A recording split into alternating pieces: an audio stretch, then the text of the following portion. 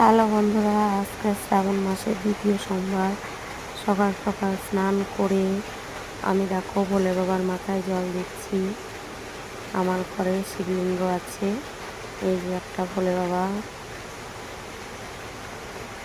তো আমার মতো কে কে শ্রাবণ মাসের সোমবারগুলো বাড়িতে শিবলিঙ্গে জল দাও অবশ্যই কমেন্ট বক্সে জানাবে।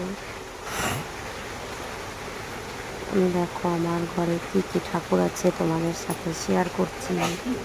ভালো লাগলে অবশ্যই লাইক কমেন্ট করবে, সাথে থাকবে, চ্যানেলটাকে সাবস্ক্রাইব করবে। ওম নমঃ শিবায়, হর হর মহাদেব।